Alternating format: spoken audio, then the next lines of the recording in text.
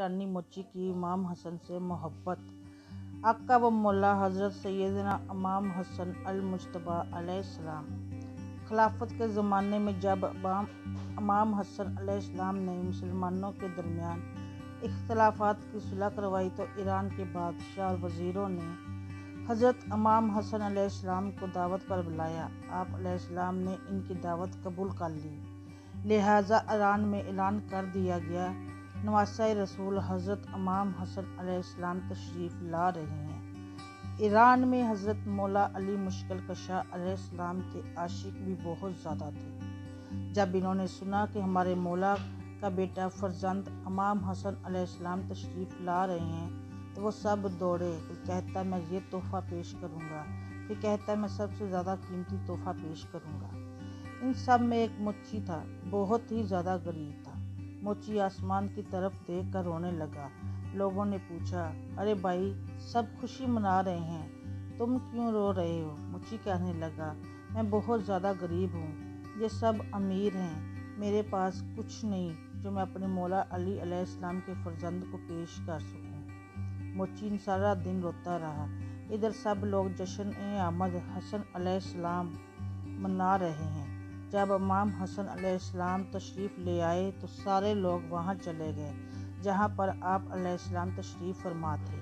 मोची शर्मिंदगी की वजह से रोते हुए कभी आसमान की तरफ देखता, कभी इस तरफ देखता जहाँ इमाम अलैहिस्सलाम तशरीफ़ फरमा थे। बगैर देखे इमाम अलैहिस्सलाम को घर आ गया, ज़ोर ज़ोर से रोने लगा। इसकी बीवी ने पूछा, क्या हुआ? जब मोची ने सारी बात बताई तो वह पहले बहुत खुश हुई कि मेरे मौला अली का फर्जंद आया है, फिर वो भी रोने लग गई। लिहाजा बीवी ने अपने खावंद से कहा, तुम एक मोची हो, तुम इमाम हसन अलैहिस्सलाम के लिए एक नालिन मुबारक तैयार करो। फिर जब नालिन मुबारक बनाकर आप अलैहिस्सलाम को तोहफा देने के लिए निकले तो बीवी ने पीछे से आवाज़ दी, रुको।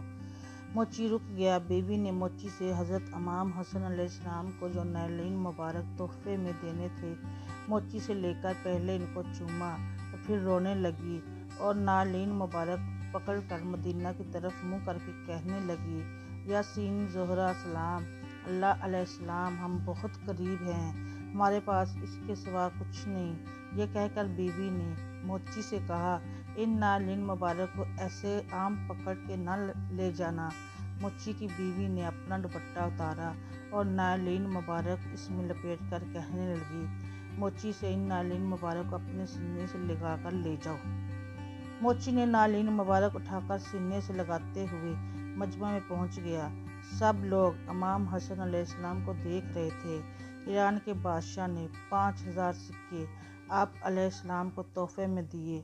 आप अलैहिस्सलाम के सामने बेशुमार तोहफे पड़े थे। मोची भी इस मजमे में शामिल होकर तोहफे देने के लिए बढ़ा, मगर लोगों ने मोची की गरीबी वाली हालत देखकर पीछे धकेल दिया जहाँ जूते पड़े थे। मोची वहाँ बैठ गया जहाँ जूते पड़े थे।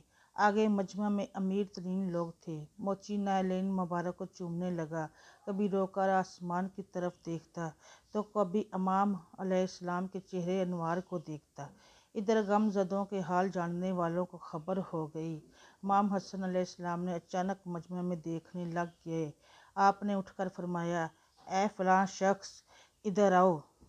मोची ने सुना तो दौड़ता हुआ इमाम हसन अलैहिस्सलाम के कदमों में गिर पड़ा। अर्ज़ करने लगा, हजूर, मैं बहुत गरीब हूँ, ये सब अमीर लोग हैं, मेरे पास इस नालिन मुबारक के सिवा आपके लिए कुछ नहीं। इमाम हसन अलैहिस्सलाम रोने लगे और फरमाया, हमारे अहल बैत अल मुक़द्दस में सीरत नहीं बल्कि नीयत देखी जाती है।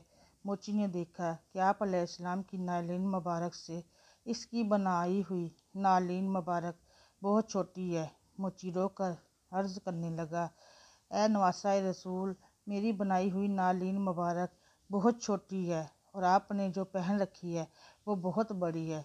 अगर आप मेरी नालिन मुबारक इस्तेमाल करेंगे तो आपके पाँव पर ज़ख़म हो जाएगा। इमाम हसन अलैहिस्सलाम ने फरमाया, तुम्हारा दिल देखूं या अपने ज़ख़म देखूं? सुबहान अल्लाह।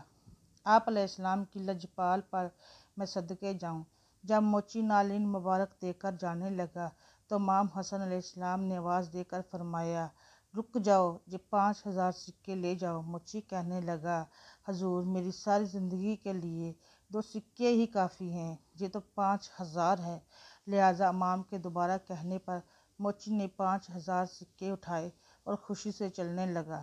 پھر امام حسن علیہ السلام نے فرمایا، اے شخص رک جاؤ۔ موچی پھر واپس پلٹا۔